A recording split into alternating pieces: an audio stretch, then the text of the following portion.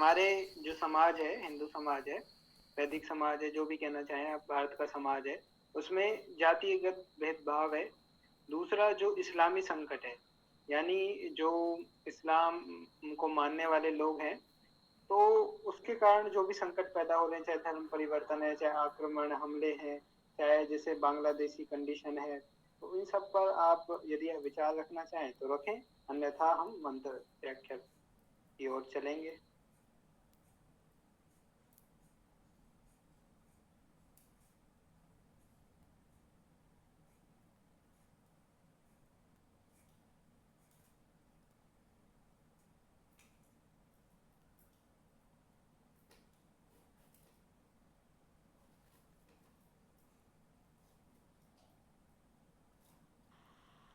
प्रणाम गुरु जी। प्रणाम। बोलिए, आप बोलिए। ये ना क्या करें, आप जो भी बात कहने हैं आप अपनी बात रखते जाएं, सभी लोग ध्यान रखें। ओम। होना तो ये चाहिए जो मन कहता है, जो मन से आवाज निकलती है कि हर हिंदू परिवार से एक जना हर हिंदू परिवार से पहुंचे और आईपीएल डालें, पीआईएल रजिस्टर करें, या कुछ तो एक्शन लिया जाना चाहिए। ऐसे मरने के लिए तो नहीं छोड़ देना चाहिए। और कौन आएगा बचाने?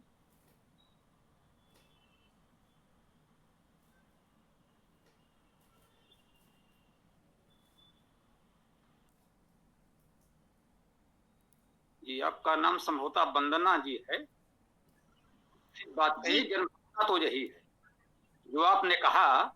मैं समझता हूं कि सभी सनातनियों की भावना तो जुड़ी हुई है, उसको आपने सबकी भावना को व्यक्त किया है, इसमें तो कोई संदेह नहीं, आपसे असहमत तो कोई नहीं होगा। और देखना है व्यवहारिक रूप से कारण क्या है, हम लोग ऐसे क्यों इतने निर्बल दुर्बल पड़ रहे हैं कि दूर दूर से कोई भी आता है और हमारी ये स्थिति बना जाता है।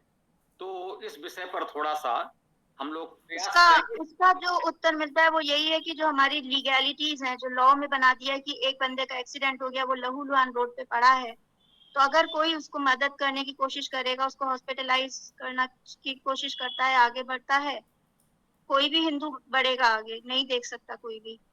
लेकिन फिर उसको कोर्ट के चक्कर, पुलिस स्टेशन के चक्कर, इतने वो लॉ जो इस तरीके से होगा रखे हैं, लॉ में थोड़ा सही करना पड़ेगा। जी, देखिए विधि विधान की बात है, हमें देखना है समस्या जो हजारों वर्षों से, 1000 वर्ष से ये समस्या चली आ रही है, इस्लाम की समस्या जो बात कही गई है, ये तो विधि विधान रोज बनते हैं, बदलते हैं और उस कानून में परिवर्तन हो भी गया है। शायद पुलकित जी यही कहने जा रहे थे कि अब वो समस्या उतनी नहीं रही, संभवतः कानून में संशोधन भी हुआ है। हाँ पुलकित भैया बोलो। जी स्वामी जी, मैं ये बोलना चाह रहा था कि कानून में संशोधन हो चुका है। यहाँ तक कि तो राजस्थान में नया कानून आया है कि कोई हॉस्पिटल पहुंचाता है तो उसको 10,000 रुपए का इनाम और मिलेगा। तो यही बताना चाह रहा था कि लो तो अपनी जगह ठीक है, और कुछ रहती है तो ठीक हो जाता है। अब जैसे ये इस्लामी संकट की बात चल रही है, तो ये एक जो जमीन का था, ये भी एक बहुत बड़ा मुद्दा था कि जो भी जमीन हो, कुछ भी बन रहा हो आसपास, मतलब मुसलमानों का कुछ भी हो, उसमें दरगाह वर्गा बन रही हो, तो उसके आसपास का बड़ा भूखंड इसी वक्फ बोर्ड की संपत्ति में आ जाता था। तो अभी कुछ दिन पहले इसमें भी संशोधन की बात चल रही है, तो इसको इसकी भी शक्तियां कम हो जाएंगी, तो एक संकट तो ये टल जाएगा। इसके अलावा जो अन्य संकट हैं उन पे भी तो उठाना चाहिए कि भाई जैसे टैक्स है वो सभी पर लगाना चाहिए। माइनॉरिटी है कि नहीं रही, वो उस पर भी सोचना चाहिए कि माइनॉरिटी की परिभाषा क्या, जो उठा था मुद्दा बीच में कि भाई माइनॉरिटी की डेफिनेशन में ये लोग आते हैं कि नहीं आते। तो इन सब चीजों पर थोड़ा और विचार होगा तो मुझे लगता है कि कानूनी रूप से तो ये चीजें ठीक हो जाएंगी। लेकिन हर चीज कानूनी तो नहीं है ना। जो समस्या, जो मूल है, जो भी स्वामी जी ने बोला, ये आज की समस्या नहीं है। ये समस्या तभी से है जब दाहिर सेन थे यहाँ के राजा, तो वो 1000 1500 साल से ये समस्या तभी की चली आ रही है, इस्लामी समस्या है जो। तो उसका एक मूल कारण क्या है, और उनकी मान्यता और हमारी मान्यताओं में थोड़ा सा, मतलब जो मूल अंतर होता है, उनकी वजह से बहुत सारी चीजें दिक्कत आ जाती है ना। जैसे कि वो क्या है कि उनकी ऐसी मान्यता नहीं है कि जिसकी वजह से वो युद्ध हार जाते हों, है ना, जिसकी वजह से वो कुछ ऐसी मूर्खता कर जाते हों कि भाई जिसकी वजह से वो पराजय हो गए हों। ऐसी कोई मूर्खता उनकी तरफ से देखने को नहीं मिली इतिहास में। लेकिन हमारे क्या है, तो सबसे बड़ी समस्या क्या आती है, अंधविश्वास की, कि झंडा गिर गया तो युद्ध हार जाएंगे, ऐसा हो गया तो ऐसा हो जाएगा। तो ये हमारी सबसे बड़ी समस्या रही है देखा जाए तो, अंधविश्वास।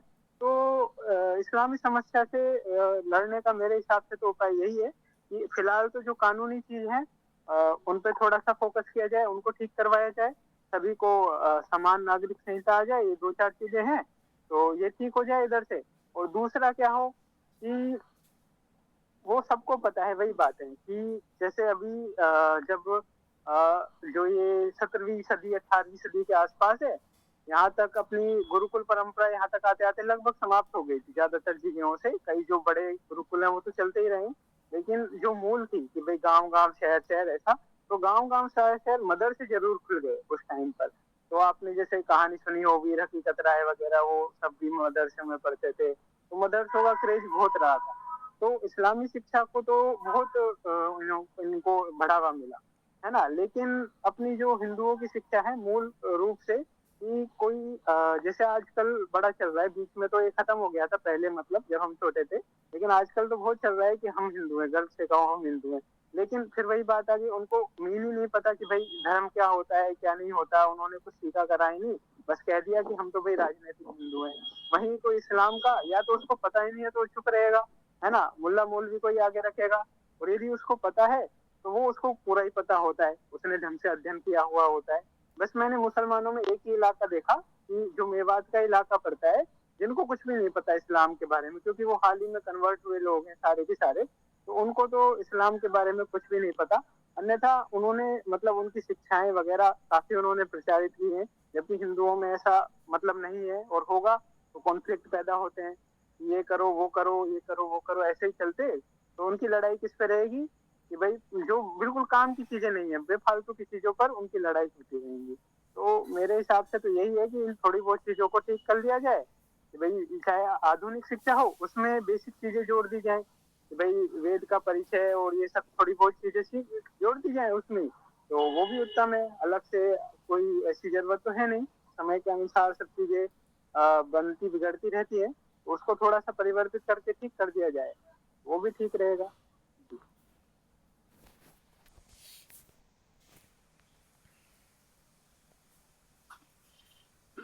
बल्कि भैया ने बहुत ठीक बात बताई, और हमें इसी तरह गंभीरता से सोचते हुए इस गंभीर समस्या से निपटना होगा।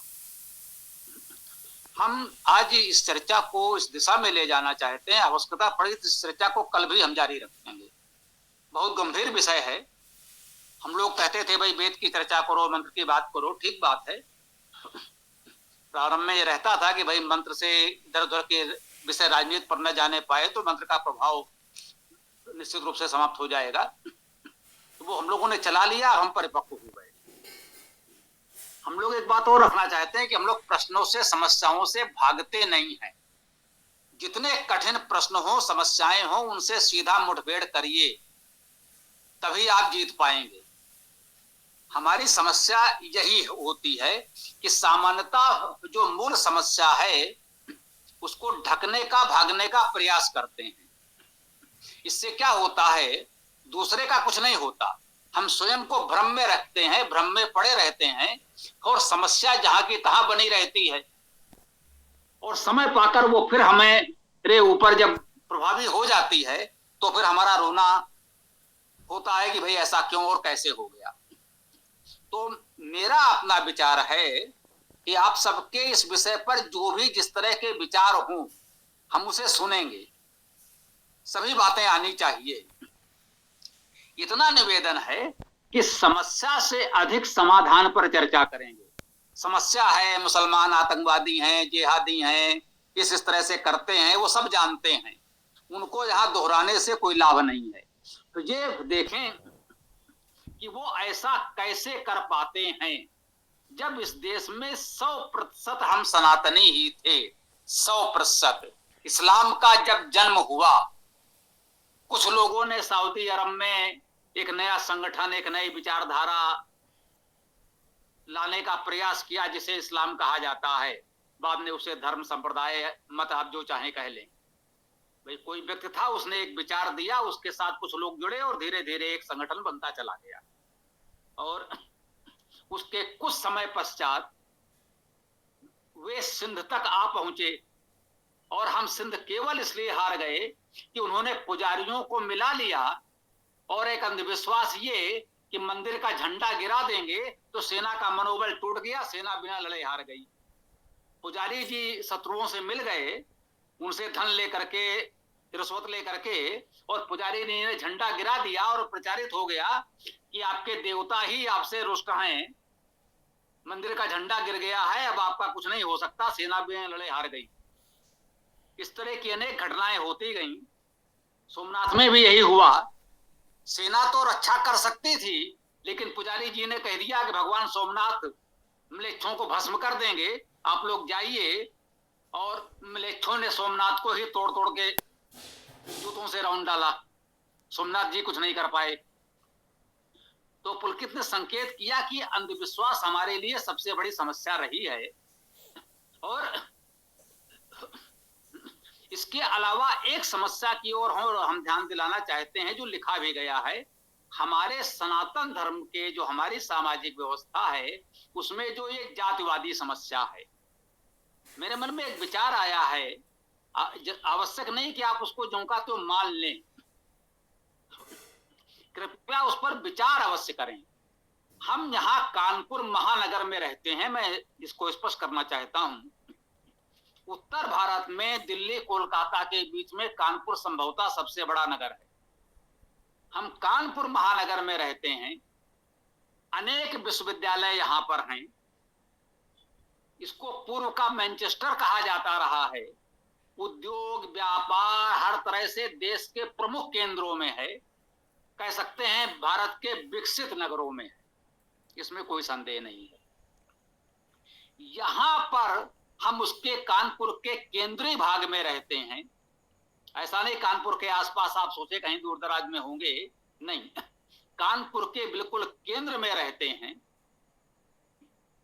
और यहां भी जातवादी मानसिकता से टकराव होता रहता है। किसी को किराए पर घर देना है तो वो जात पूछेगा। जो पीढ़ियों से यहाँ रह रहे हैं, अभी कोई दूर से कहीं से आकर बसा हो, उसके मन में कोई गांव की बात हो तो चलिए कुछ समय के लिए उसे क्षमा कर दीजिए। जो पीढ़ियों से इसी महानगर में रह रहे हैं, उनके दादा परदादा का बनवाया हुआ मकान है, उसमें रह रहे हैं, और वो किराएदार रखते समय जात पूछते हैं। अब इसका क्या किया जा सकता है? ये व्यवहारिक समस्या है। इतने सुधार के बाद भी स्वतंत्रता आंदोलन से पहले 150 वर्षों से आर्य समाज, ज्योतिबा फुले, सावित्रीबाई फुले, अंबेडकर जी, सावरकर जी, अनेक लोगों ने जातिवाद को मिटाने के लिए बहुत परिश्रम किया। हम किसी दलगत राजनीति में नहीं जाते। मैंने कहा दयानंद सरस्वती, सावरकर, अंबेडकर, ज्योतिबा फुले से लेकर के महात्मा गांधी के नेतृत्व में बहुत प्रयास हुआ, उसका लाभ भी मिला। ऐसा नहीं, उस समय से आज तक स्थिति में बहुत बहुत सुधार आया है, लेकिन अभी भी कहीं ना कहीं समस्या दिख जाती है। वो घातक वायरस अभी भी समाज में है, वो हमें अंदर से बीमार कर देता है तो बाहरी सत्व सरलता से पराजित कर देता है। यदि आप बिल्कुल स्वस्थ हैं और कोई आप पर आक्रमण करे तो पूरी शक्ति से उसका सामना कर सकते हैं, उसे मारकर गिरा सकते हैं। और बड़ा से बड़ा योद्धा यदि अस्वस्थ हो, रोगग्रस्त हो, तो उसे कोई साधारण सैनिक भी पराजित कर देगा। हमारी स्थिति यह है कि हम शक्तिशाली तो हैं, लेकिन इस जातिवाद के रोग ने हमको इतना बीमार, अशक्त रोगी बना दिया है कि जो भी ऐरा गैरा आता है वो हम पर शासन करने लगता है। इस बीमारी पर हमें बहुत गंभीरता से सोचना होगा। इस दृष्टि से हम लोगों ने संभवतः विचार नहीं किया है। आज हम इसको थोड़ा कहना चाहते हैं हमने कहा चर्चा कल भी इस विषय पर जारी रहेगी, सोच विचार करके जुड़ेंगे। आज भी बात रखिए और कल भी, समय की कोई सीमा नहीं है, आज भी। तो हमें लगता है जो इस्लामी समस्या है उसके मूल में हमारा ये जातिवाद है। इस्लामी समस्या या ईसाई समस्या भी साथ में जुड़ी हुई है। बहुत लोगों ने इसे बताया, सरकारी अधिकारी थे, कि लोगों के घर में बाइबल पहुंच गई है और वो सरकारी सुविधाओं के लिए अपने आप को हिंदू कहते हैं। तो मैंने कहा भाई, जब वहां पादरी जी बाइबल लेकर पहुंचे, क्या पहले वहां वेद था? बोले नहीं, वो तो नहीं था। सरकारी सुविधाओं के लिए हिंदू बने हुए हैं, तो आप समझ सकते हैं वो कौन है। अर्थात वो दलित समाज के लोग हैं, आदिवासी समाज के लोग हैं, जो सरकारी सुविधाओं के लिए अपने आप को कागज पर हिंदू कहते हैं। आप कह रहे हैं स्त्रियों और शूद्रों को वेद पढ़ने का अधिकार नहीं है। पादरी पहुंचता है, आपको बाइबल पढ़ने का अधिकार है, और बाइबल पढ़ने के बाद आप हमारी तरह पादरी भी बन सकते हैं। उसको गले लगाता है, बराबर से मिलता है, पूरा सम्मान देता है। यदि वो निर्धन है तो उसके लिए दिखावे के लिए सही, स्वार्थ के लिए सही, वो कुछ आटा दाल की व्यवस्था भी करता है।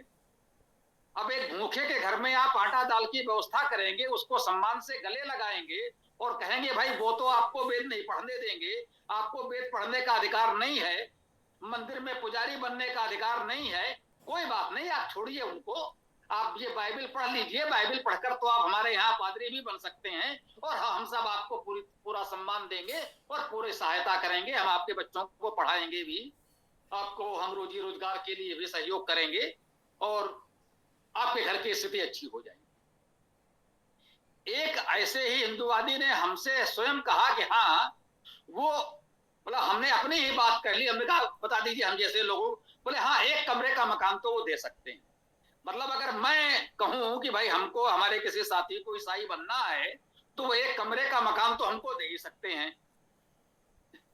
हम लोग जीवन भर प्रयास करके इन लोगों से कोई अपेक्षा नहीं कर सकते कि वो हमारे लिए कुछ करेंगे, वेद कार्य में कोई सहयोग करेंगे, लेकिन यदि हम उनके पास जाने को तैयार हों तो शायद वो एक कमरे का मकान भी दे देंगे और शेष तो छोड़ दीजिए। तो ऐसी स्थिति में क्या होगा, आप उन्हें अपमानित करेंगे। आप वेद नहीं पढ़ सकते, आप मंदिर में नहीं जा सकते, आप ये नहीं छू सकते, आपकी परछाई छू गई तो पंडित जी अपवित्र हो गए। तो वो इतना अपमान सहन कर कर आपके साथ क्यों बने रहेंगे? उनको लगता है कि भाई उधर जाया जा सकता है। जो समझिए कि उनके पास एक विकल्प खुला हुआ है। आप उनको लगातार प्रताड़ित कर रहे हैं, उन पर अत्याचार कर रहे हैं, अपमानित कर रहे हैं। और अब ये कहा जा रहा है कि मुसलमान जब आता है, जो बांग्लादेश में हो रहा है, जो भारत में, पाकिस्तान में हो रहा है, सब जगह होता है, 100% सत्य है जो कहा जा रहा है, हो रहा है, कि वो जात नहीं पूछता। बिल्कुल सही है, मुसलमान आक्रमणकारी आपकी जात नहीं पूछता, वो केवल ये देखता है कि आप मुसलमान नहीं है तो काफिर है, वो आपको मारेगा। निश्चित रूप से ये बात 100% सही है, वो आपकी जात नहीं पूछेगा। अब उनकी दृष्टि से देखिए कि वो कह रहे हैं बात तो ठीक है, वो तो जात नहीं पूछेगा, लेकिन आप जात पूछ रहे हो।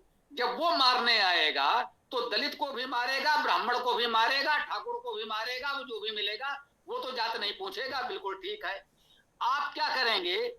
पंडित जी जात देखकर दलित के साथ अलग तरह का व्यवहार करेंगे, उसको अपमानित करेंगे, उसको सताएंगे, मारेंगे, जो भी करेंगे वो करेंगे।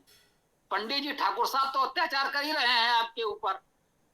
अब वो कह रहे हैं जब खान साहब आते हैं तो ठीक है, वो तो पंडित जी को भी 2 जूते मारेंगे, ठाकुर साहब को भी 2 जूते मारेंगे, तो हमें भी मार लेंगे, कोई बात नहीं, कम से कम उन्होंने बराबर तो रखा।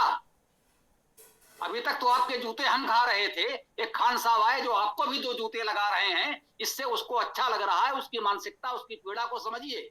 उसको लग रहा है चलो अच्छा है, हम तो वैसे भी जूते खा रहे थे, आज ठाकुर साहब को भी पड़े, आज पंडित जी को भी पड़े, बड़ा अच्छा लगा। वो अपनी पीड़ा भूल गया कि उसको भी पड़े। वो इस बात से प्रसन्न है कि आज पंडित जी को, ठाकुर साहब को भी पड़े। हमें उसके स्तर पर जाकर सोचना होगा, केवल उनको गाली देने से बात नहीं बनेगी कि वो तो ऐसे हैं वैसे हैं। भीमटे हैं, जय भीम जय भीम कहने से बात नहीं बनेगी। तो आप उनकी पीड़ा को उनके स्तर पर जाकर समझिए। वो इस बात से प्रसन्न है कि चलो ठीक है, आज कोई तो मिला जिसने इनको भी सबक सिखाया, इनको भी औकात बताई। तो वो वहां पर शांत है, उसको कोई फर्क नहीं पड़ रहा है। उसके पास एक विकल्प है कि यदि हम मुसलमान बन गए या ईसाई बन गए तो फिर हमें ये अपमान नहीं सहना पड़ेगा, ये अत्याचार नहीं सहना पड़ेगा, और हम मौलवी, इमाम, पुजारी, पादरी बन सकते हैं। तो हमें इस पर सोचना होगा। हम आज भी क्यों इसके लिए तैयार नहीं हैं कि पुजारी पद के लिए हम सीधे भर्ती निकालें, खुली प्रतियोगिता परीक्षा कराएं। अगर 1-2% भी वो लोग परीक्षा पास करके आ सके तो उन्हें अवसर दिया जाए। उनके मन से ये निकल जाए कि हमको जनजात अछूत समझा जा रहा है।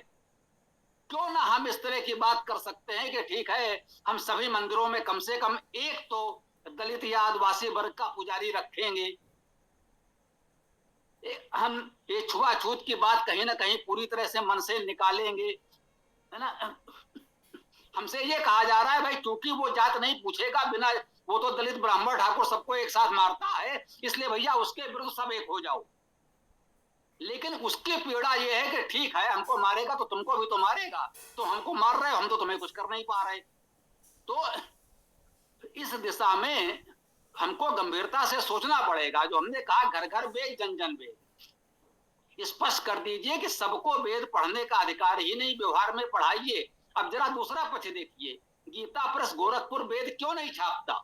इसीलिए कि यदि उसने छाप दिया, घर घर पहुंचेगा तो सारे लोग वेद पढ़ेंगे।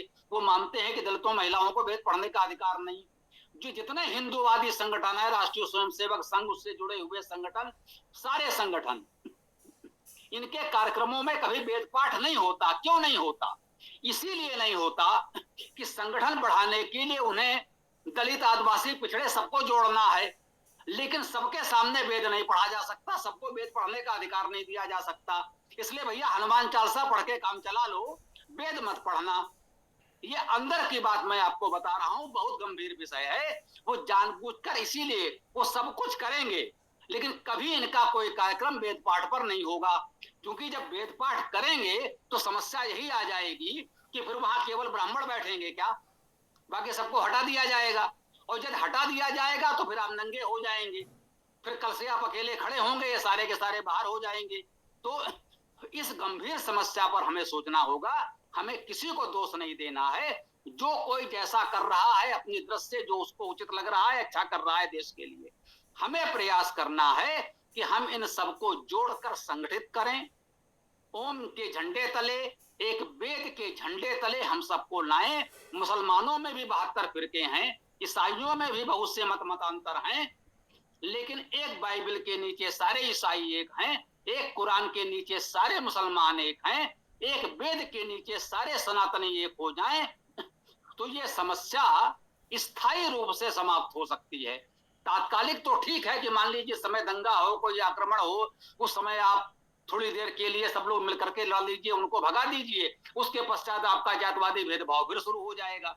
तो इस समस्या को दूर करने के लिए करना होगा। ये हमारी राष्ट्रवादी सरकार ऐसा क्यों नहीं कर सकती? आप उनके मदरसों को लेकर रो रहे हैं। मैंने यही कहा, प्रत्येक मदरसे के चारों ओर घेरा बनाते हुए 10 वेद विद्यालय खोल दीजिए। ये तो आप कर सकते हैं। मदरसों, आपकी सरकार है, आप चाहें तो उन्हें बंद भी करा दें, अच्छी बात है, कोई बात नहीं, मुझे कोई आपत्ति नहीं है। लेकिन यदि नहीं कर पा रहे हैं, मान लीजिए दूसरी सरकारें हैं जो नहीं मदरसे बंद कराती हैं, तो आप ये तो कर सकते हैं हिंदू संगठन के रूप में कि सभी मदरसों के आसपास एक मदरसे पर 10 वेद विद्यालय खोल दें। ये तो कर सकते हैं, ये आपको करना चाहिए। ये हम नहीं कर पा रहे हैं।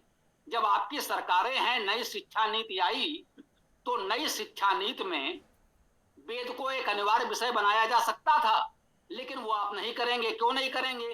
क्योंकि यदि वेद अनिवार्य विषय हो जाएगा तो विद्यालय में तो सभी लोग पढ़ेंगे, उसमें महिलाएं भी होंगी, बालिकाएं भी होंगी, दलित भी होंगे, आदिवासी भी होंगे, पिछड़े भी होंगे।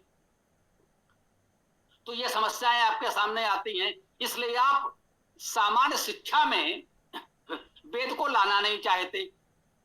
वेद विद्यालय आप बढ़ाना नहीं चाहते। इन हिंदू संगठनों से जुड़े हुए जितने वेद विद्यालय चल रहे हैं वहां केवल और केवल ब्राह्मण बालकों का प्रवेश होता है। इस बात को ध्यान रखिएगा, वहां केवल और केवल ब्राह्मण बालकों का प्रवेश होता है। बालिकाओं का कोई वेद विद्यालय गुरुकुल उनके पास नहीं हो सकता है और अन्य जातियों के प्रवेश की बात सोची ही नहीं जा सकती है। ये मैं कोई वैसी बात नहीं कर रहा हूं हवा में। कानपुर में अनेक वेद विद्यालय हैं, उनके आचार्य प्रधानाचार्य मुझसे आकर मिले हैं, हम उनसे अच्छी तरह परिचित हैं। आपके इन संगठनों से भी प्रांतीय क्षेत्रीय स्तर के अनेक पदाधिकारी हमारे संपर्क में हैं। ये मत सोचिएगा कि हम किसी दूसरे रूप में कुछ कहना चाह रहे हैं। तो ये बहुत निकट से देखा हुआ अनुभव है, तो हमें इस विषय पर गंभीरता से सोचना होगा। हम उनको भी कोसना नहीं चाहते, मैं स्पष्ट कह रहा हूं। मुसलमानों को कोसने से समस्या हल नहीं होगी तो इन हिंदूवादी संगठनों को कोसने से भी समस्या हल नहीं होगी। हमें विकल्प खड़ा करना होगा। वे जो भी कर रहे हैं देश के लिए समाज के लिए कुछ कर रहे हैं, हम उनकी प्रशंसा करते हैं, लेकिन जो वो नहीं कर पा रहे हैं किसी भी कारण से वो हमें करना होगा। गीता प्रेस गोरखपुर वेद नहीं छापता, कोई बात नहीं, न छापने दीजिए। वो जो छाप रहा है वो छापे, हम तो वेद छाप सकते हैं। हम क्यों उन्हीं को लेकर रोएं कि वो क्यों नहीं छापते। हम आप मिलकर प्रयास करें, वेद का प्रकाशन करें, घर घर पहुंचाएं। यदि वे अपने कार्यक्रमों में वेद पाठ नहीं कर सकते तो हम तो प्रयास करें यार, समाज के मंच पर तो हम ये प्रयास कर सकते हैं कि अधिक से अधिक लोगों को जोड़ें। हम वेद पाठ करें, वेद व्याख्यान, वेद प्रवचन करें। जहां जो रहता है, जितनी आपकी सामाजिक प्रतिष्ठा सम्मान संसाधन है, आप वेद पाठ के कार्यक्रम आयोजित करें। जैसे चालीसा आरती पाठ होता है उस तरह से घर घर स्थान स्थान पर वेद पाठ होने लगे। जैसे भगवती जागरण आदि होते हैं उसी तरह से आप वेदायन पाठ जागरण करने लगे। तो इस तरह के सकारात्मक प्रयास हम लोग करें तो समस्या का समाधान हो सकता है। जो लोग भी हमसे थोड़ा सा जुड़े हैं वो जानते हैं कि हम किसी को कोसने पर भरोसा नहीं करते। हम कहते हैं भैया समस्या नहीं समाधान बताओ, हमें समाधान की ओर बढ़ना है। अंधेरे को कोसने से अंधेरा दूर नहीं होगा। अंधेरा दूर करना है तो एक दीपक जलाइए, अंधकार स्वतः दूर हो जाएगा। बस मुझे ये हमारी मुख्य बात है। अब आप लोग अपनी बात रख सकते हैं। ओम। स्वामी जी, ये जो समस्या है ना जातिवाद की और जो इस्लामी संकट की, मुझे लगता है सबसे पहले है ना वीर सावरकर जी ने ही इसका अनुभव किया था और एक कमाल की पुस्तक लिखी थी, मोपला मुझे इससे क्या। तो वो सत्य घटना पे तो आधारित थी, लेकिन मुझे लगता है उसको यदि अपने को इस थीम में वो सबसे फिट बैठने वाली पुस्तक है। उसको जिसने एक बार पढ़ लिया ना, मेरे को लगता है, मैं श्योर हूँ 90 से 95% उसका जातिवाद का भूत उतर जाएगा, क्योंकि इसी को आधार बना के वो पुस्तक लिखी गई है। वो जातिवाद और इस्लामी संकट बिल्कुल मुख्य विषय यही है। एक तो बात ये, दूसरा मेरे मतलब मन में कई बार ये आता है कि यदि मेन स्ट्रीम से, पढ़ाई लिखाई वाली स्ट्रीम से यदि कुछ समाज का वर्ग दूर रहा, ठीक है, तो इससे भी दूर रहा, तो यदि अन्य चीजों में आरक्षण दिया जा रहा है तो इसमें क्यों नहीं दे रहे, इसमें भी दिया जाए, जिससे ज्यादा से ज्यादा भर्ती हो और कुछ समय बाद मेन स्ट्रीम में आ जाएंगे लोग, और उसके बाद ये जो गैप बना हुआ है ये हट जाएगा, फिर उसको हटा दिया जाए, इसमें भी दिया जा सकता है। हालांकि आपत्ति होगी लोगों को बहुत ज्यादा, लेकिन मैं तो बस एक मेरा मत रख रहा हूँ कि भाई यदि दे ही सकते हैं तो इसमें भी दीजिए, यदि उनको मेन स्ट्रीम में आपको लाना है, ठीक है। और एक तीसरी बात मैं ये कहना चाह रहा था, जो जातिवाद की है, ये भी अपने आप में एक मतलब बहुत उलझा हुआ टॉपिक है। मैं एक बार ये सोच रहा था कि पहली बात तो ये अपने आप को जाति किस बेसिस पे कहते हैं, है ना, इसका भी कोई आधार नहीं है। इनके किसी प्रमाणिक ग्रंथ में इन सभी जातियों का वर्णन तो आता नहीं है, और ये कोई 1000-1500 साल से पुराने भी इतने इनके कोई ग्रंथ नहीं है ना। लेकिन फिर भी उसमें भी सब जातियों का वर्णन तो मैंने आज तक कहीं ना सुना ना देखा जिसमें ये सब जातियों का वर्णन आ रहा हो, ठीक है। इससे क्या है, एक तो बात मैं ये कहना चाह रहा हूँ कि यह किसने तय किया कि कौन सी जाति छोटी होगी कौन सी जाति बड़ी होगी, यह कैसे तय किया गया। मान लीजिए 3 तो हटा दीजिए जो वर्ण व्यवस्था के अंतर्गत आ जाते हैं, ब्राह्मण, वैश्य और क्षत्रिय, इन तीनों को तो हटा दीजिए, इनका तो सीधा है वर्णों के आधार पे बड़े छोटे हो गए। लेकिन जो शूद्र वर्ण में जो जातियां आ रही हैं उनका छोटा बड़ा कैसे तय हुआ कि कौन सी छोटी है कौन सी जाति बड़ी है। तो मेरे को तो जितना मैंने पढ़ा, मेरे को तो इतना ही आया फिर समझ में कि जब जनगणना हुई थी, अंग्रेजों ने कराई थी, उस समय इनकी जो आर्थिक स्थिति या सामाजिक स्थिति के आधार पर इनका जो हायरार्की तैयार की गई थी, जो इनका तैयार किया था कि ऊपर ये नीचे ये, तो उस आधार पे ही यह तय हुआ था कि भाई ये जाति बड़ी होगी, ये जाति छोटी होगी। नहीं तो अन्य तो कोई आधार नहीं है ना, सब अपने आप को बड़ी बताएंगे, कोई छोटी कैसे तय होगी। ठीक है। और मैं एक बात ये भी कहना चाह रहा था, जैसे अपनी गोत्र व्यवस्था है, ठीक है, तो कोई भी जाति हो, मुझे नहीं लगता कोई जाति ऐसी है जिसका गोत्र नहीं है। हालांकि भले से उनको पता नहीं हो, लेकिन गोत्र होता है।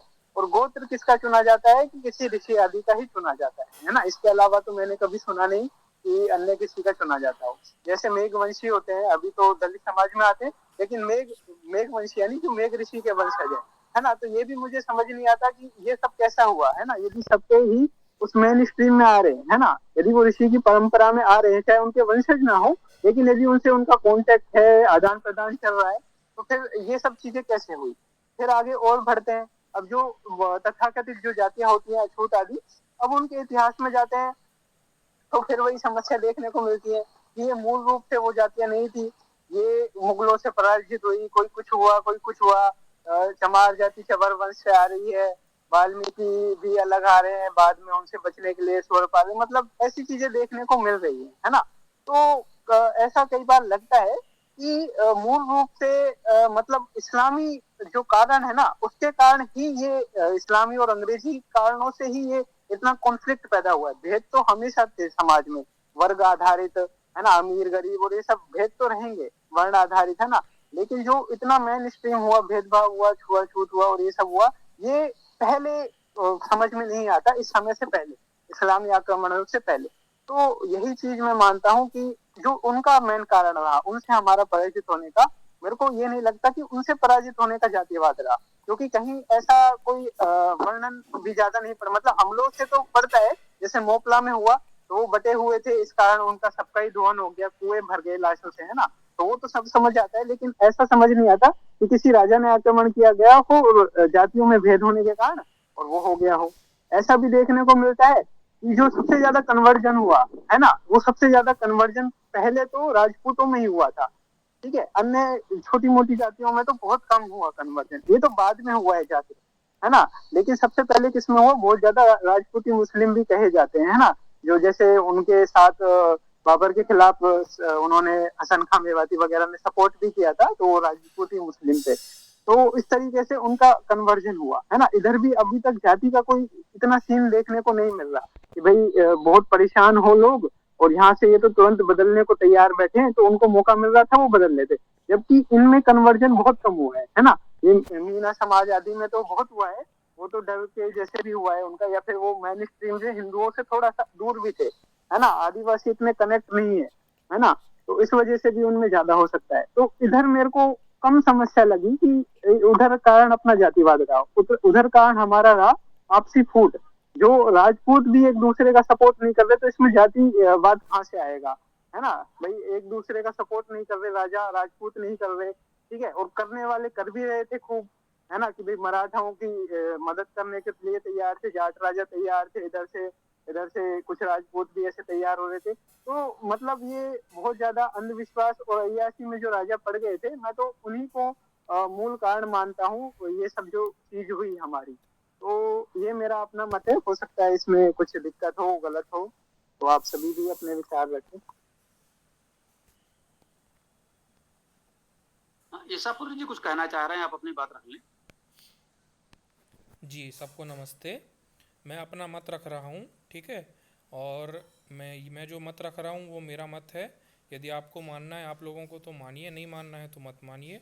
मैं जो कह रहा हूँ उसका खंडन मैं नहीं सुनूंगा, क्योंकि मैं बहुत लंबे समय से अनुभव किया हुआ हूँ, वही बात मैं कर रहा हूँ। मेरा मत ये है, क्योंकि वेद पढ़े बिना कोई भी किसी का भी मन जो है मलिन मलिन जिसका मन है वो शुद्ध नहीं हो सकता। इसलिए वेद प्रचार करना सबसे ज़्यादा आवश्यक है। वेद में आता है उक्त आग्ने दिवे दिवे दोषावस्तर धिया वयम नमो भरंत एमसी, कि परमात्मा की हम सुबह शाम लगातार निरंतर उपासना करें। और उपासना क्या है? संध्योपासना। संध्योपासना में आता है कि लास्ट की लाइन है, यो अस्मान द्वेष्टि यम वयम द्विस्मः तम वो जम्बे दद्मः। जो हमसे द्वेष करता है बुराई के कारण, जिससे हम द्वेष करते हैं बुराई से, उस बुराई को आप सब ईश्वर गुणों के नियंत्रण में धरते हैं। तो मैं क्या करता हूँ, मैं हिंदू मुस्लिम सिख ईसाई बौद्ध जैन कुछ नहीं करता। मुझको किसी से भी द्वेष नहीं है और मैं फालतू में लड़ाई झगड़ा भी करना नहीं चाहता। मैं परमात्मा की शरण ले लेता हूँ और वेद की, और संध्योपासना करके सारे द्वेष भाव और हिंसा के भावों को नष्ट कर देता हूँ। और मेरा काम है वेद पढ़ना और वेद पढ़ाना, वेद प्रचार करना। ठीक, वेद प्रचार करूँगा तो बाकी लोग भी, सब लोग धार्मिक हो जाएंगे और कोई समस्या नहीं रहेगी। और रही बात जातिवाद की, तो वेद में मंत्र आया है सामवेद में कि त्वं ही नः पिता वसो त्वं माता सत्कृतो बभूवित अथाते सुमनम ईमये। इसका सारांश ये है कि परमात्मा निश्चित रूप से हमारे पिता भी हैं, निश्चित रूप से हमारे माता भी हैं। तो जब वेद स्पष्ट कह रहा है कि हमारे माता पिता परमात्मा हैं, तो जातिवाद ये सब बकवास है, इसका कोई आधार नहीं है। हमारी जाति सिर्फ एक है, वो है कि हम जीवात्मा हैं और परमात्मा की संतान हैं। जी धन्यवाद।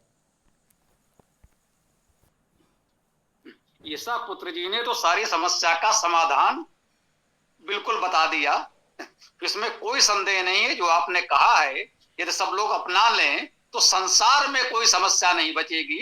ये सारी समस्याएं तो थोड़े समय की, तात्कालिक हैं, कुछ स्थानों की हैं। आपकी बात लोग सुन लें तो पूरे संसार में कहीं कोई समस्या बचेगी ही नहीं। वो तो अंतिम लक्ष्य है, जिधर हमें बढ़ना है, वही हम भी कह रहे हैं, आप भी कह रहे हैं, और कोई कह रहा है। उसके लिए प्रयास हमारा चलता रहेगा। और पुलकित जी ने जो बातें कही, बहुत सी इतनी अच्छी बातें ही बताई हैं। अब ये कह सकते हैं इतिहास में कब क्या कैसे हुआ, इस पर बहुत मंथन करने से अधिक लाभ नहीं होगा। हाँ, उससे प्रेरणा लें कि जो भूल चूक हमसे हुई है वो अब ना होने पाए। जैसे काला पहाड़ की कथा अभी बांग्लादेश के संदर्भ में किसी ने स्मरण कराया यही चर्चाओं में। यदि काला पहाड़ के साथ आपने, कालचंद्र आए था, यदि उसके साथ आपने ये अत्याचार न किया होता तो आज ये बांग्लादेश नहीं होता। बंगाल में, बांग्लादेश में कोई मुसलमान नहीं होता। आज बांग्लादेश या मुसलमान जैसी कोई समस्या ही नहीं होती। तो हमें इतिहास से ये सीखना है, जो ये भूल चूक हुई है, हमने किसी कालचंद्र राय को काला पहाड़ बनने पर विवश कर दिया, बाध्य कर दिया। एक पंडित जगन्नाथ जी थे काशी के, जिनको शाहजहां ने पंडित राज की उपाधि दी। सोच रहे हैं, मुगल सम्राट शाहजहां ने उसे पंडित राज की उपाधि दी, कोई फारसी में तमगा नहीं दिया। वो संस्कृत के विद्वान थे, उनको पंडित राज की उपाधि मुगल शासक ने दी। और बात की बात में कभी उससे कहा कि भाई तुम क्या मांगना चाहते हो, आप इतने महान विद्वान हैं, आपको शासन कुछ सम्मान पुरस्कार देना चाहता है, आपको क्या मांगना है मांग लीजिए। शाहजहां की बेटी खड़ी थी, उसने कहा हमें यही दे दीजिए। अब शाहजहां बेचारा भरे दरबार में क्या कहता, बोला बिटिया इनको जाना हो तो जाए, भाई मैं क्या कर सकता हूं, देखो कोई वस्तु तो है नहीं कि मैं उठा के दे दूं, भाई इनको जाना है तो जाएं। उसने भी धीरे से सर झुका दिया, दोनों निकल लिए। शाहजहां ने तो अपनी बेटी दे दी, लेकिन उनके समाज ने उसको स्वीकार नहीं किया और दोनों ने गंगा में डूब के प्राण दे दिए। तो हमें इन समस्याओं पर देखना है। हम पहले जो हुआ उसे भूल जाइए, अब तो ऐसा ना हो। आज भी हमारे यहाँ यही हो रहा है। बड़े बड़े हिंदूवादी बात कर रहे थे, मैंने यही कहा कि उनके यहाँ जो आपका रोना है लव जिहाद, एक लड़की किसी मुसलमान से विवाह करती है, उसका निकाह पढ़ा जाता है और उसको एक इस्लामी नाम दे दिया जाता है। उसके पश्चात आप उस परिवार में जाकर किसी से कोई चर्चा करना चाहें तो मुसलमान बनने से पहले उसका क्या नाम था, उसके घर परिवार समाज में किसी को जानकारी तक नहीं होगी। जो उसको नया नाम मिला है, सब लोग उसको केवल और केवल उस नाम से बुलाएंगे। हमारे यहाँ यदि कोई भूल बस ईसाई मुसलमान इधर आ जाए तो जीवन भर उसको कोसा जाएगा कि ये ईसाई परिवार से हैं, ये मुस्लिम परिवार से हैं, ये साहब कैसे हो सकते हैं। उसको स्वीकार ही नहीं करेंगे।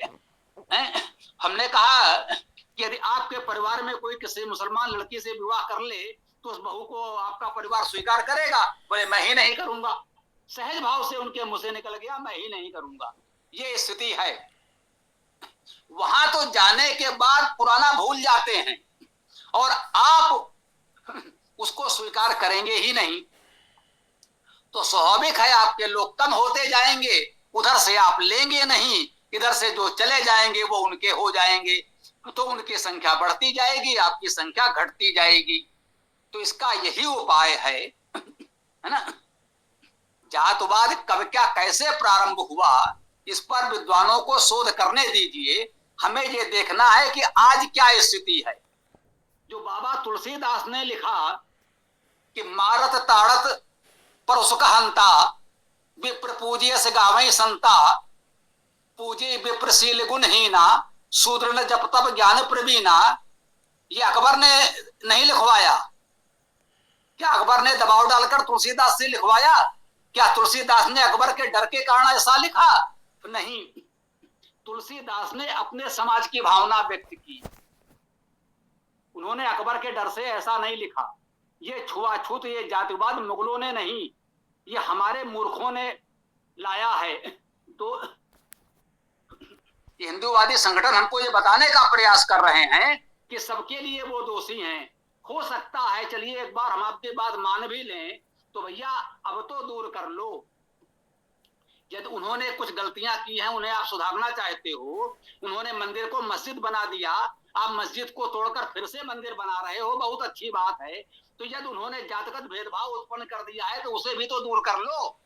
क्या ये नियम मुगलों ने या अंग्रेजों ने बनाया कि आपके पुजारी महंत केवल एक ही जाति से होंगे, अन्य जातियों के लोग नहीं होंगे? क्या ऐसा कोई आदेश किसी मुगल शासक ने या अंग्रेज सरकार ने पारित किया है? हो किसी के पास तो दिखा दे। क्या छुआछूत की बात उन लोगों के किसी शासनादेश से आई है कि आप इन जातियों को अछूत मानेंगे, इनका छुआ नहीं खाएंगे? ये उन्होंने नहीं किया, ये हमने किया है। इसके लिए हम दोषी हैं। अपने दोष दूसरों पर नहीं थोपना चाहिए, तो इतना अवश्य समझें। ये मुख्य बात है। हाँ, एक बात कही थी पुलकित जी ने, तो मुझे लगा कि संभवतः वो जानकारी का थोड़ा सा अभाव है, तो मैं दूर कर दूं, ध्यान आ गया। आपने कहा था ब्राह्मण क्षत्रिय वैश्य से,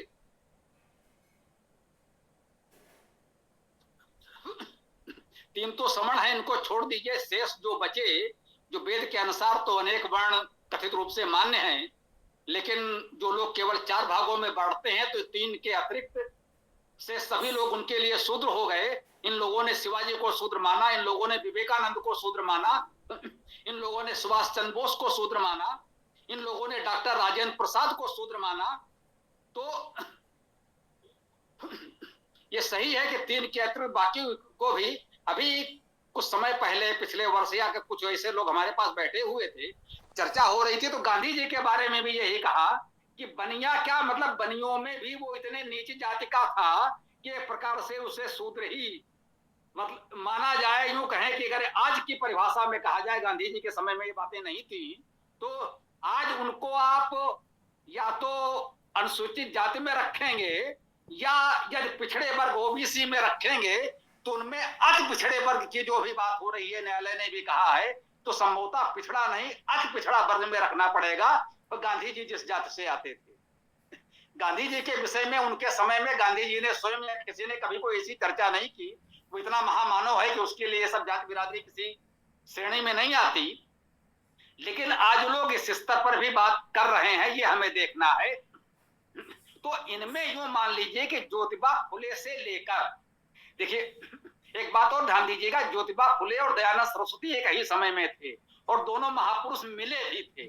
उन्होंने इस समस्या पर मिलकर विचार किया था। इस समस्या को समाप्त करने पर तो मिलकर सकारात्मक चर्चा भी की थी। ऐसा भी उल्लेख मैंने कहीं पढ़ा है कि ज्योतिबा फुले और स्वामी दयानंद जी की भेंट हुई थी और दोनों ने सद्भावपूर्ण तरीके से इन बातों पर बात की थी। ऐसा मैंने कहीं पढ़ा है। इस समय भले मैं कोई प्रमाण न दे पाऊं, लेकिन मैंने पढ़ा है और सकारात्मक पक्ष से पढ़ा है, उसे उड़ती हुई जानकारी न समझे। जब मैं कहता हूं तो उसमें गंभीरता होती है, ठीक है। उस समय इन शूद्रों को दो भागों में बांटा जाता था। उस समय एक शब्द चलता था शूद्र और अतिशूद्र। अतिशूद्र में वो माने जा रहे थे जिनको अछूत कहा जा रहा है, मतलब जिनका छुआ नहीं खा सकते, जिनका छुआ पानी नहीं पी सकते। यदि आपका घड़ा उन्होंने छू दिया है तो वो घड़ा अपवित्र हो गया, उस घड़े का जल आप नहीं पिएंगे। जो जिन जातियों को अछूत समझा जाता था, दयानंद जी या ज्योतिबा फुले के समय में उनको अतिशूद्र जैसा शब्द संभवतः इन्हीं लोगों ने दिया है अछूत जातियों को। और वे जातियां जो सवर्णों में नहीं थी, अर्थात वो ब्राह्मण क्षत्रिय वैश्य नहीं हैं तो शूद्र में गिने जाते हैं, लेकिन उनका छुआछूत उतना नहीं है। जैसे यादव हैं, कुर्मी हैं, जाट हैं, जो मराठे कहे जा रहे हैं, शिवाजी की जाति के लोग हैं, या विवेकानंद की जाति के लोग हैं, सुभाष चंद्र बोस, डॉक्टर राजेंद्र प्रसाद की जाति के लोग हैं। इन लोगों का छुआछूत इतना नहीं था कि जरा सा छू ना जाए। उन्होंने छू भी दिया तो आप खा पी सकते हैं, लेकिन मंदिर प्रवेश का अधिकार नहीं है, धार्मिक कार्यों में अधिकार नहीं है, आप इस तरह का कुछ नहीं कर सकते, आपका यज्ञोपवीत नहीं हो सकता, आपको धार्मिक कार्य नहीं कराए जा सकते, धार्मिक पाठ नहीं कराया जा सकता। वो सब भेदभाव तो था, लेकिन उनको इतना अछूत नहीं माना जा सकता था कि उनके घड़ा छू लेने पर आप जल ना पिए। तो इस प्रकार से जो शेष 3 सवर्णों के अलावा जो अन्य जातियां हैं उनको 2 भागों में बांटा गया था। कुछ अछूत थे जिनको बिल्कुल, जिनकी परछाई छूने से पंडित जी का धर्म भ्रष्ट हो जाता था, वो पवित्र हो जाते थे, और शेष थे जिनसे थोड़ा दूरी से सही लेकिन मुलाकात हो सकती थी। मैंने कहार आपके घर में पानी लेकर आएगा तो उसका छुआ पानी तो आप पिएंगे, अन्यथा खुद जाइए कुएं पे पानी भरने। घर में तो नल था नहीं उस समय। तो ये था कि जो लोग पानी भरकर ला रहे हैं, जो आपके कपड़े धो रहा है, जो अन्य आपके इस प्रकार के सेवा कार्य कर रहा है, जो आपकी चारपाई बना रहा है, आप कैसा, ये अछूत जो थे वो आपकी चारपाई नहीं छू सकते थे, लेकिन जो बढ़ई चारपाई बनाकर दे रहा है, आप कैसे कहेंगे भाई बना के ही उसने दी है। तो बढ़ई, लोहार, धोबी, यादव, कुर्मी, इस प्रकार की बहुत सी जातियां हैं जो हैं तो शूद्र में, लेकिन जिनका छुआ आप प्रयोग कर सकते हैं, खा पी सकते हैं, तो वो थोड़ा सा ऊपर माने जाते थे। अधिक निम्न वे शूद्र थे जो अछूत माने जाते थे, जिनका छुआ, जिनकी परछाई भी छू जाए तो आपका धर्म भ्रष्ट हो जाए, पंडित जी पवित्र हो जाते थे, गंगा से स्नान करेंगे और जाने क्या क्या करना पड़ेगा। तो शूद्रों के ये 2 प्रकार के भेद रहे हैं। और मैं आपको एक अच्छी बात बता के अपनी ये बात को समाप्त करूंगा। हम, आप सब जानते हैं, एक बड़े प्रकाशन संस्थान में समाचार पत्र में रहे हैं, तब से अब तक इतना सुधार हो गया। एक दिन कार्यालय में चर्चा हो रही थी कि धोबी अछूत होते हैं कि नहीं होते हैं। एक ने जानकारी की दृष्टि से कहा नहीं, धोबी अछूत तो माने जाते हैं, उनका छुआ नहीं खाते। बोले कपड़े तो धो के वही देता है, वो तो हम लोग पहन लेते हैं। दूसरे ने कहा, तो अर्थात उस समय से लेकर के और इस समय तक इतना सुधार तो हुआ कि आज सवर्ण लोग आपस में ये चर्चा कर रहे हैं कि ये जाति अछूतों में थी या नहीं थी। अब तो नहीं है, इसमें कोई संदेह नहीं है कि हम जैसे स्तर पे लोगों के लिए अब तो कोई अछूत नहीं है। बहुत अल्प संख्या में सही एक आध दलित वर्ग के लोग हमारे साथी पत्रकार भी रहे और सब कुछ रहे, लेकिन बहुत अल्प, इसमें ये भी कहने में भी कोई संकोच नहीं है कि उनकी संख्या एक आध कोई कहीं मिल जाए, अधिक तो नहीं होते। लेकिन जब रहे तो रहे, फिर वहां कोई कार्यालय में तो भेदभाव नहीं हो सकता, सब बिल्कुल उसी सम्मान से खाना पीना, उठना बैठना, बातचीत, मिलना जुलना जो भी आप मान लें, तो वो तो सब एक समान कार्यालय में है ही। तो तब से लेकर अब तक इतना परिवर्तन, सुधार तो हो गया कि आज की पीढ़ी इस बात पर चर्चा करती है कि ये अछूतों में माने जाते थे कि नहीं। तो इतना सुधार हुआ है, ये अच्छी बात है। जो कुछ बचा है वो भी हमें सुधार लेना है, तो ये समस्या हल हो जाएगी। हम इतने एक हो जाएं, इतने सुदृढ़ हो जाएं, भेदभाव न बचे, तो फिर मुसलमान ईसाई हम पर कोई आक्रमण नहीं कर पाएंगे, धर्मांतरण नहीं कर पाएंगे, वो हम पर कोई दबाव नहीं बना पाएंगे, ये निश्चित मानकर चलें। घर घर वेद जन जन वेद, यही उपचार है। ईसापुत्र जी ने भी कहा, हम सब लोग कह रहे हैं। ओम। स्वामी जी नमस्ते। मैं इस निष्कर्ष पर पहुंचा हूं कि जब तक शिक्षा और सुरक्षा, हम दोनों चीजों को लेकर के नहीं, शिक्षा का मकसद मेरा यह है कि जब तक हम शिक्षित नहीं होंगे, शिक्षित का अर्थ यह है कि हम लोगों को, हम सब इस प्रकार से शिक्षित करें कि हम एक जाति, जो आज बात आती है कि हम इस जाति में बटे हुए हैं, वो उस जाति का है, वो उस जाति का है, ये जाति सब जो है इसमें से निकाल दिया जाए। जाति तो हमारी सब मनुष्यों की एक है, और कर्म से जरूर हम अलग अलग हैं, लेकिन हमारा जातिगत भेदभाव ना हो। और सुरक्षा की दृष्टि से यह है कि जब हम जातिगत रूप से इस भावना को मन में से निकाल देंगे कि हाँ हम सब मनुष्य हैं, मानव हैं, और हम सब आर्य या हिंदू है, हिंदुत्व ही मान लीजिए कि अगर हिंदुत्व की भावना कोई लेकर चलेंगे तो हमारे अंदर से भावना निकल जाएगी, और हो सकता है कि हम सब एक हो जाएं। और जब तक हमारे अंदर एकता की भावना पैदा नहीं होगी, तब तक हम इसी तरह से बटे रहेंगे। और जब बटे रहेंगे, अभी बीच में एक मुद्दा आया था, कुछ समय पहले की बात है, मैंने एक जगह जाके देखा तो वहां पे लोगों ने एक नारा लगाया, ग्रामीण क्षेत्र था, कि ब्राह्मण बनाओ देश बचाओ। उनके इस नारे का परिणाम ये हुआ कि वहां पे उन लोगों की एक कम्युनिटी, चूंकि ये ग्रामीण क्षेत्र की बात थी, किसी व्यक्ति विशेष ने नारा लगाया था, और उस नारे से वो व्यक्ति बड़ा हाईलाइट हो गया, और उस गांव के अंदर ऐसी एकता हुई कि लोगों ने सामूहिक रूप से, चाहे किसी का विवाह हो, शादी हो, इस तरह के कार्य व्यवहार हो, उनमें सब में सम्मिलित होना शुरू कर दिया। और यहाँ तक कि अगर कोई भी गरीब व्यक्ति अगर किसी के परिवार में कोई उसकी बेटी विवाह के योग्य है, तो लोगों ने दान से, चंदा से इकट्ठा करके उस बेटी का विवाह किया। और जो दहेज आदि जो दान दक्षिणा दी जाती, तो लोगों ने सामूहिक रूप से उस चीज को दी। तो इस तरह की अगर भावनाएं हमारे अंदर पैदा हो जाएं, तो आज ये बांग्लादेश या पाकिस्तान या अफगानिस्तान जैसी, क्योंकि जब तक कम्युनिटी नहीं होगा, हम संगठित नहीं होंगे, तब तक कोई व्यवस्था बन ही नहीं सकती। और संगठित होने का एक ही मूल मंत्र है कि हमको शिक्षित होना चाहिए, और वेद हमको शिक्षित करता है। हमको वेद की भावनाओं को, वेद की विचारधाराओं को जब तक नहीं हम पहुंचाएंगे कि हमारा वेद सबके लिए है, गायत्री मंत्र सबके लिए है, और वेद के जो भी वाणी है वो सबको बोलने योग्य है, वेद सबका कल्याण करने वाला है, कड़वंतो विश्वमार्यम की जो भावना है वो सभी के लिए है। और जब हम इस भावना को आत्मसात करेंगे, तब हम जब एक हो जाएंगे, तभी हम सुरक्षा के उस पर बात कर सकते हैं और सुरक्षित रह सकते हैं। बस मैं तो यही जानता हूँ कि आज ये जो स्थिति विपरीत आई है, बांग्लादेश की हो चाहे पाकिस्तान की हो, ये सिर्फ बटे होने का परिणाम है। परिणाम आपके सामने है। वीर सावरकर जी ने की बात जब आ गई, तो मैं एक बात याद आती है कि उन्होंने एक बात कही थी कि जब हम मानसिक रूप से तैयार हो जाते हैं, तो समझ लीजिए बलिदान होने का समय आ गया। तो वास्तव में हमें अपने आप को मानसिक रूप से तैयार करना है, तभी कुछ हम आगे बढ़ सकते हैं। बहुत सुंदर बात कही आपने। यूं कहें कि आज की गोष्ठी को आपने चरम पर पहुंचा दिया। जो हमारा लक्ष्य था वो पूरा हुआ। आपने एक गांव की बात कही है जहां पर किसी एक महामानव ने एक सुंदर पहल की। जरा उस गांव का नाम भी लाइए, उस गांव को लाइए और चारों तरफ उस गांव को फैलाइए। वो हमारा आदर्श ग्राम बनना चाहिए। उस ग्राम की जानकारी सभी सनातनियों को पूरे देश में, पूरे विश्व में मिलनी चाहिए कि ये है हमारा आदर्श ग्राम, ऐसा होना चाहिए।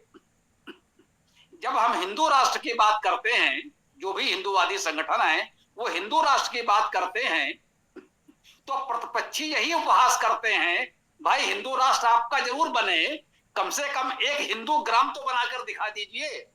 पहले एक हिंदू गांव तो दिखा दीजिए जहां पर जातिगत कोई भेदभाव ना हो, सब लोग अपने आप को हिंदू कह करके एक साथ रहने को तैयार हो। तो उनका ये एक प्रकार से यक्ष प्रश्न है जो हिंदू राष्ट्र की सारी भावना को बिल्कुल फुस कर देता था।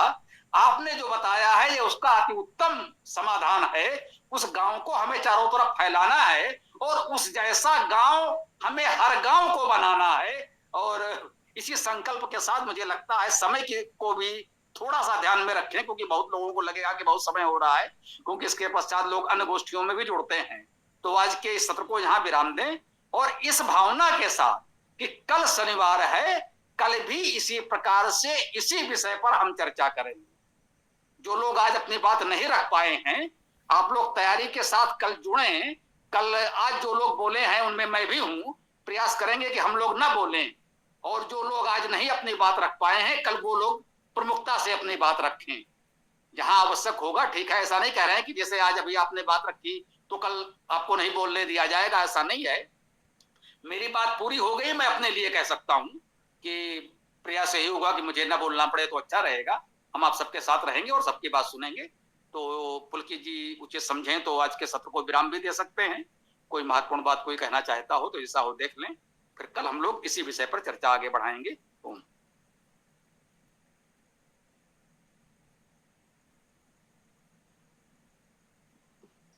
मैं समापन कर देता हूँ।